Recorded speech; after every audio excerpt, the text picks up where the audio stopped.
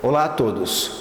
No vídeo dessa semana nós vamos discutir algo bem simples e talvez até discutir algumas curiosidades a respeito. Nós vamos discutir sobre sondagem periodontal. Bem-vindo ao canal do Golpério.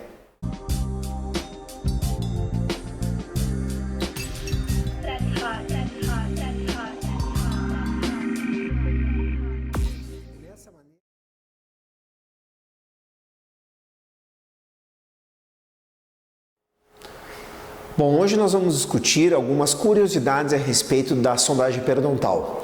Talvez seja muito simplista a gente achar que não precisa de um treinamento em relação a uma sondagem, mas nós como periodontistas nós temos como se fossem nossos olhos e é uma ferramenta utilizada praticamente constantemente em nossas clínicas.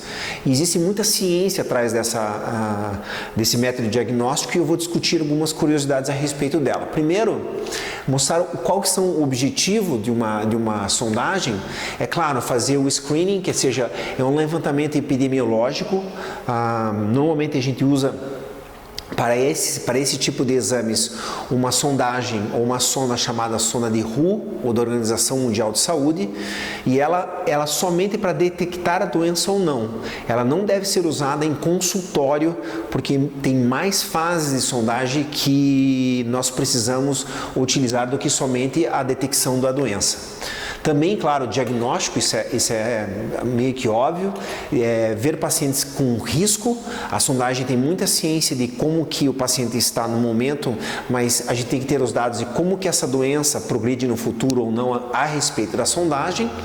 Também fazer um plano de tratamento através de um periograma, né? E monitorar os pacientes em manutenção. No caso, um periodontista, ele utiliza quase 30% a 50% da sua clínica é manutenção periodontal e a sondagem ela faz uma função muito importante nela. Tá? O que nós temos que entender sobre a sondagem é que para você escolher uma sonda, talvez isso seja uma pergunta frequente dos clínicos. Nós periodontistas, e o que eu aprendi, talvez até tive experiência nesses 20 anos, é que cada sonda ela tem uma espessura diferente. Então, não existe uma sonda melhor ou pior. Mas como elas têm espessuras diferentes, a profundidade de sonda, isso é uma curiosidade, ela é diferente de uma sonda para outra. Se ela for mais fina, ela vai te dar uma sondagem mais profunda e mais espessa, uma sondagem mais rasa. Então, a primeira dica para vocês é sempre utilizar a mesma sonda nos seus kits clínicos no seu consultório. Também nós não podemos fazer comparações entre um periodontista e outro. Claro, se for usada a mesma sonda, que tem a mesma espessura, o tipo dela, a pressão aplicada for a mesma, o contorno do dente também e o grau de inflamação for o mesmo, aí nós estamos falando de uma sondagem muito parecida. Mas até a angulação da sondagem e a própria sonda em si, ela já vai mudar uma sondagem de um profissional para outro. E até mesmo de um interprofissional, ou seja, segunda-feira eu posso sondar de uma maneira, terça-feira eu posso sondar de outra maneira. Tá? Eu, particularmente, eu gosto muito da sonda 36912, tá? Ou a 36811, que é a sonda de Michigan, certo? Por que eu gosto dela?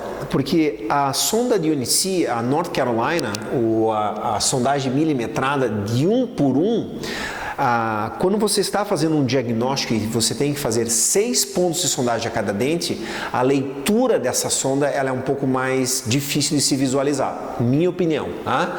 A 36912 não. Você está chegando, você tem parâmetros grandes e você consegue facilmente visualizar a sondagem específica de cada lugar. Algo importante quando você usa uma sondagem escalonada dessa é que se você está na dúvida entre um 5 e um 6, você sempre opta pelo número maior. Tá? Isso é dado como científico e é dado como até recomendado pela Academia Americana e Academia Europeia de Periodontia. Ou seja, nós preferimos tratar um pouco mais o paciente do que abandonar a doença. Então, entre 3 e um 4, você vai optar pelo 4 e assim por diante. Tá? Assim você vai manter um método de padronização de sobretratamento. Essa é uma outra curiosidade das sondagens. Tá? No caso, a penetração da sondagem sabe que é muito diferente em cada tipo de tecido ou como o tecido está, até implantes no caso.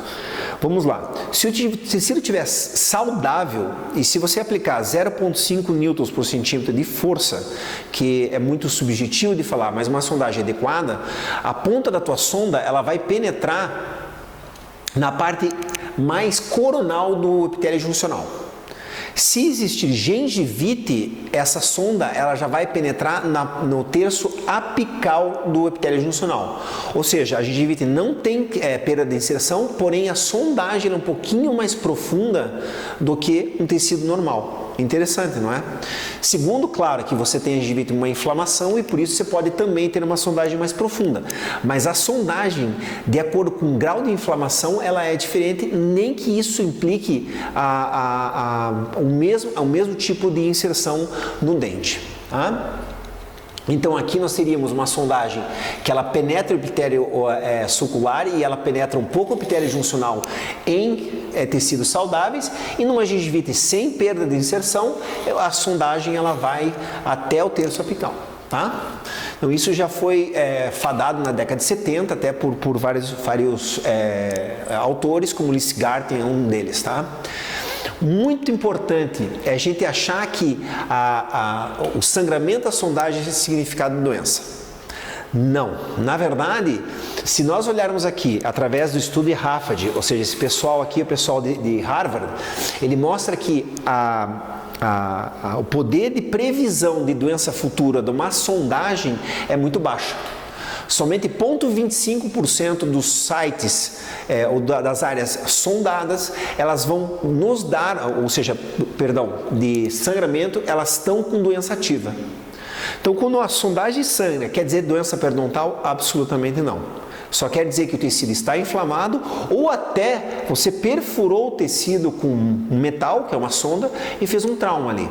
Então, existe muito falso positivo em sondagem. Tá? Até mesmo em pus. Se você sonda em pus, a previsibilidade que aquele dente está perdendo inserção é muito baixa. Interessante, não é? Também isso é um dado que gostaria de passar para vocês. Inclusive, se você usar todos os parâmetros que são usados nos estudos, que são sangramento, inflamação, supuração, perda de inserção conjuntiva e progressão de profundidade de bolsa, somente uma bolsa a cada 5 ela vai estar ativa, ou seja, nos próximos 3 meses de manutenção ela vai estar mais profunda. Lembre-se que como a gente sonda diferente de uma consulta para outra, nós sempre estabelecemos um threshold. O que é isso? Margem de erro. Uma sondagem só é considerada uma doença ou uma melhora se ela passar mais de 1 milímetro, ou seja, ela tem que ser pelo menos 2. 1 milímetro acima e 1 milímetro abaixo é considerado erro humano ainda. Então não se diz que 5 para 6 milímetros é na verdade uma progressão da doença. Agora 5 para 7 já é considerado. Esse parâmetro na verdade é considerado em quase todos os estudos periodontais. Tá? Uma coisa muito importante é a importância da sondagem. Se você não sonda, você não tem os parâmetros daquela hora da inserção conjuntiva do teu dente. E vou além, se você sondar e só ficar em radiografia, isso é só um estudo do Goodson, também pessoal de Harvard, mas existem mais estudos sobre isso, que a perda de inserção ela só vai mostrar em radiografia 6 a 8 meses após o acontecimento da doença. Então, a sondagem realmente é muito importante. Claro que a radiografia é um dado extremamente auxiliar, importante, e o levantamento periapical completo seria o padrão ouro em periodontia, mas você não sondar e só basear em radiografia, você pode estar quase 1 ano atrasado em relação à condição do paciente atual. Aqui falando um pouco sobre as radiografias, que nós vamos falar em outro vídeo. Então, concluindo esse vídeo, nós sabemos que não tem a sondagem ela não pode ser considerada só ela como um parâmetro de doença ou não, tem que ser um conjunto e até avaliar o paciente progressivamente, certo? Existem alguns testes mais avançados, mas normalmente eles têm mais custos ao paciente e sempre nós estamos falando isso em periodontia, que novos métodos deverão ser desenvolvidos. Então, essa é a conclusão da nossa aula de hoje de sondagem e nós nos vemos agora em 2020, sendo esse nosso último vídeo do Golpério. Obrigado a todos pelo apoio desse ano e até breve.